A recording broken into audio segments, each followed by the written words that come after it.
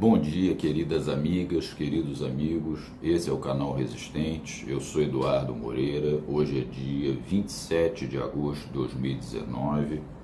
São exatamente 8 horas e 11 minutos da manhã. E o que me traz nessa entrada extraordinária aqui, uma live extraordinária, é um pouco de dor e muita indignação e revolta. E por quê? Hoje o site da Intercept Brasil, em parceria com o noticioso UOL, revelou nova troca de mensagens entre os procuradores da então chamada Operação Lava Jato, em Curitiba. E troca de mensagens que faziam referência a momentos muito dolorosos na vida de uma pessoa, de um ser humano, do ex-presidente Lula, que foi a perda da sua esposa Maria Letícia, a perda do neto e a perda do irmão Vavá. Então eu vou passar logo para determinados diálogos trocados por esses procuradores, para depois fazer um brevíssimo comentário. Deltan Dallagnol, em 24 de janeiro de 2017. Um amigo de uma prima disse que Marisa chegou ao atendimento sem resposta como vegetal. Olha como é que um procurador da República se refere a um ser humano. Januário Paludo, o outro procurador, disse o seguinte: estão eliminando as testemunhas. Olha o que disse um procurador da República, tão bem remunerado, com tantas vantagens e benefícios pagos pelo seu imposto. Estão eliminando as testemunhas. Dia 2 de fevereiro de 2017, Ataíde Ribeiro Costa, Marisa Letícia morreu, e traz o link da notícia. Laura Tesler, aquela que o Moro disse que era muito fraquinha em audiência. Quem for fazer a próxima audiência do Lula é bom que vá com uma dose extra de paciência para a sessão de vitimização. Carlos Fernando. Vamos ficar em silêncio sobre o fato, é esperar para ver como eles vão se comportar. Reação somente se passarem dos limites. Ninguém ganha falando contra quem morre ou contra a família. Com uma pequeníssima dose de sensatez, esse ex-procurador, Carlos Fernando. Eu vou pular algumas aqui.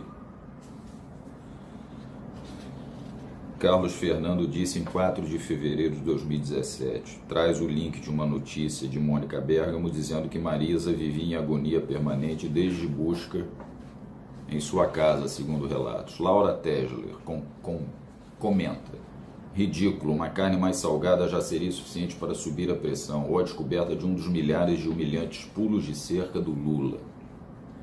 E ela continua: só falta dizer que a Lava Jato implantou 10 anos atrás um aneurisma na cabeça da mulher. Milhares de pessoas morrem de AVC no mundo, isso faz parte do mundo real e ponto. Aí vem o tal Januário Paludo, que inicialmente disse que estavam eliminando as testemunhas. Concordo, acho que isso pesou mais, pois poderia vir a público. E se os advogados do Lula empestarem? Como lembrá-los? A propósito, sempre tive uma pulga atrás da orelha com esse aneurisma, não me cheirou bem. E a segunda morte em sequência. Quer dizer, ele continua duvidando da existência do aneurisma e duvidando da causa-morte de Marisa Letícia. Ele parece que insistindo na tese da eliminação de testemunhas. Laura Tesler. Quero que os facínoras que fizeram isso contra ela tenham um dia a humildade de pedir desculpas. Ela aqui está transcrevendo o depoimento do Lula a respeito do falecimento da sua esposa. E aí Antônio Carlos Welter comenta: ele deveria tomar para si o que escreveu. Deltan Dallagnol, o homem procurador de Deus, cristão fundamentalista, comenta: bobagem total, ninguém dá mais ouvidos a esse cara.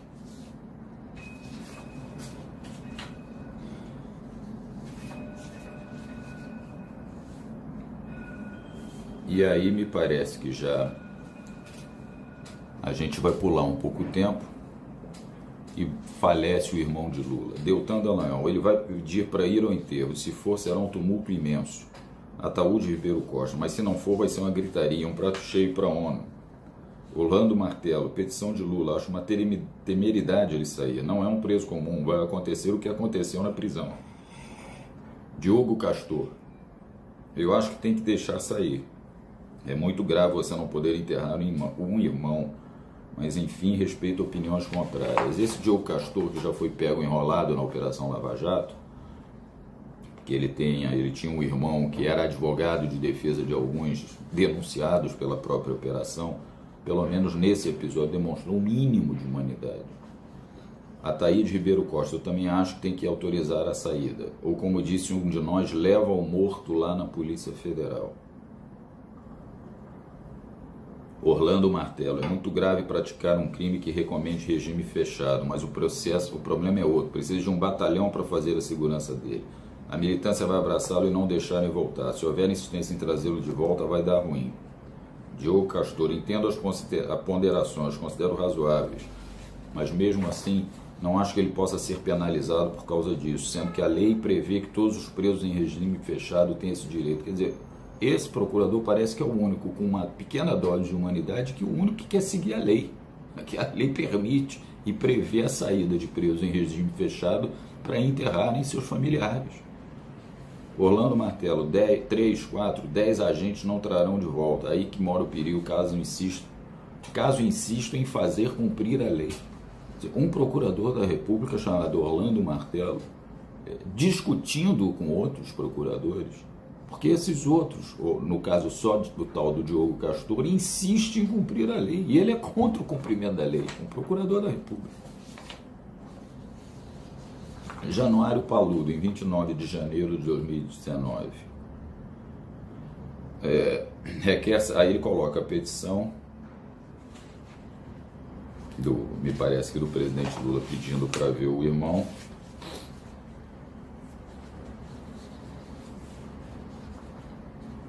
Olha, é estarrecedor. É estarrecedor o que hoje foi vazado pelo Intercept Brasil, em parceria com o UOL. Ataíde Ribeiro, simplesmente indeferir, estamos agindo como Pilatos e deixando a juíza em situação difícil. Orlando Martello, acho que não, penso o contrário, embora isso possa ser conversado com ela antes. Se ela quiser indeferir, vai usar ipsilíteres o nosso parecer. Se concordarmos, ela ficará com a bucha sozinha caso indefira. Se deferir e der merda, vai ficar com a bucha sozinha. Orlando Martello, mas o melhor seria ver qual o posicionamento dela e darmos apoio se for para autorizar.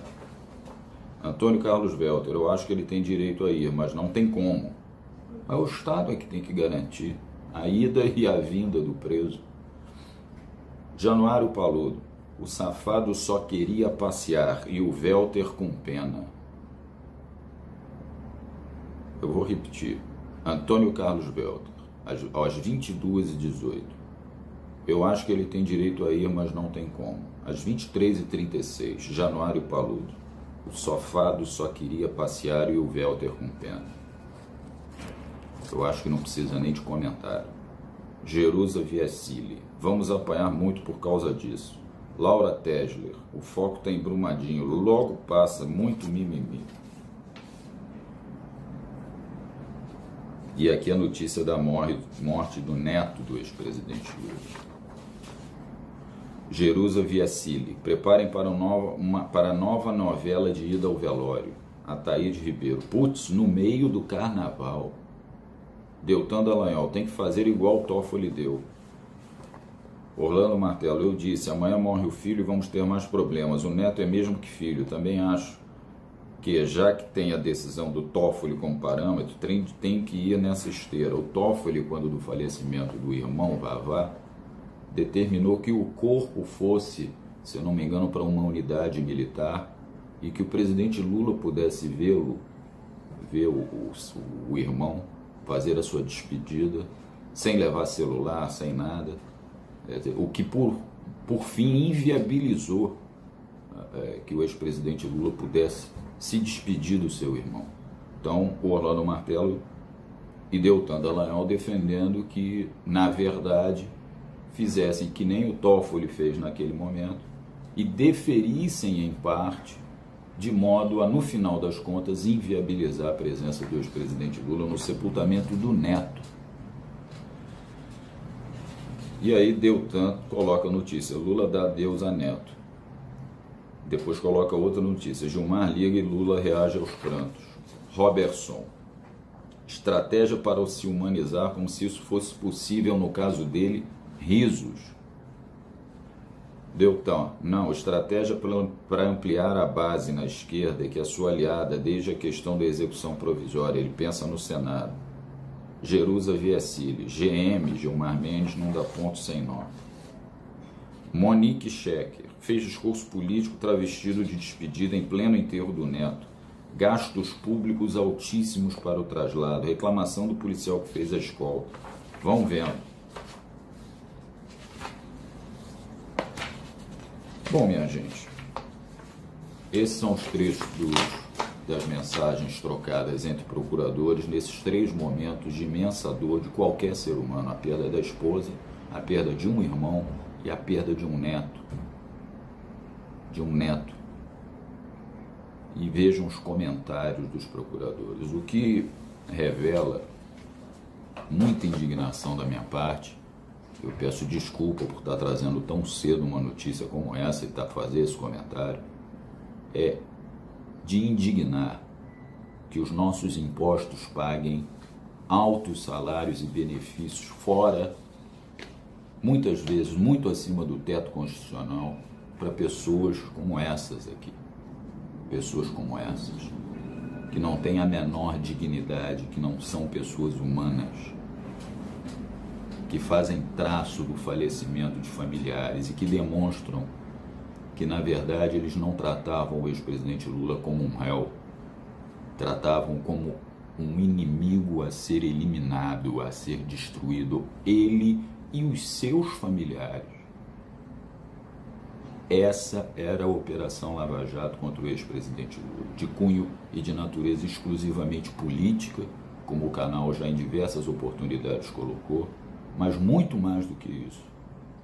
O tratavam como um inimigo, ele e seus familiares, a serem eliminados, fazendo graça, fazendo troça do falecimento de familiares.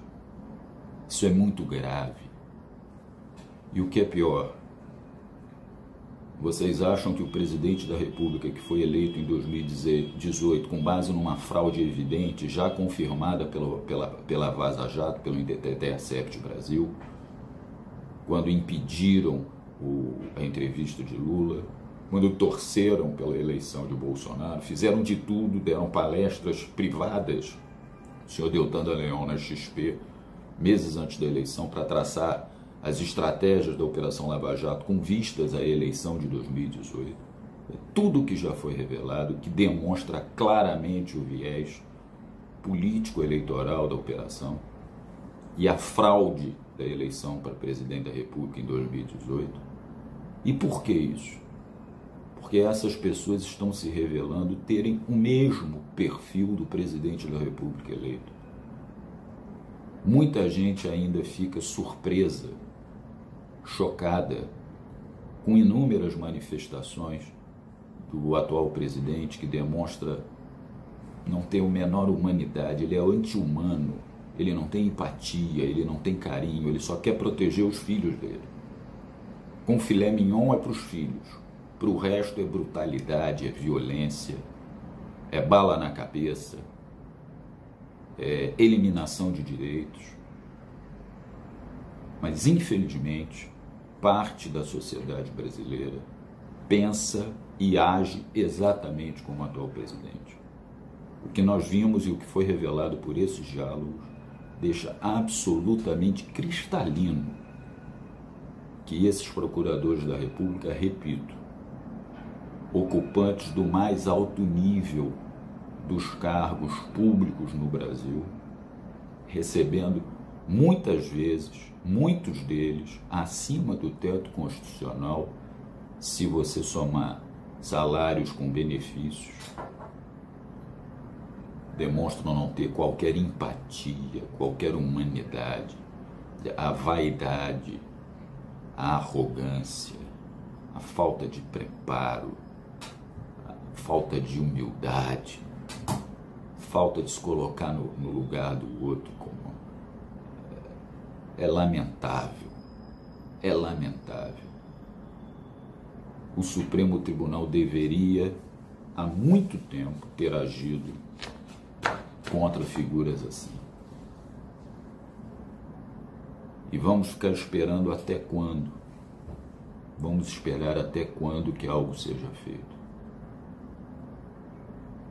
Procurador-chefe da Operação Lava Jato, que se dizia um cristão temente a Deus, com esse tipo de declaração aqui.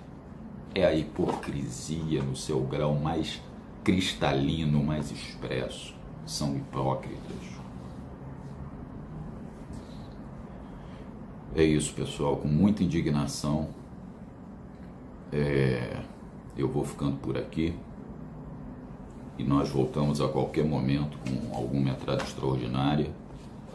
E lembrar que hoje, às 18h30, nós teremos uma entrevista com um professor da Universidade Federal de Belém do Pará, para tratar muito do meio ambiente, das queimadas na Amazônia, dessa questão da Amazônia. Mas vamos voltar a qualquer momento que se exija. Quero desejar a todas e a todos, se possível, uma boa terça-feira, um bom restante de semana. Bom dia.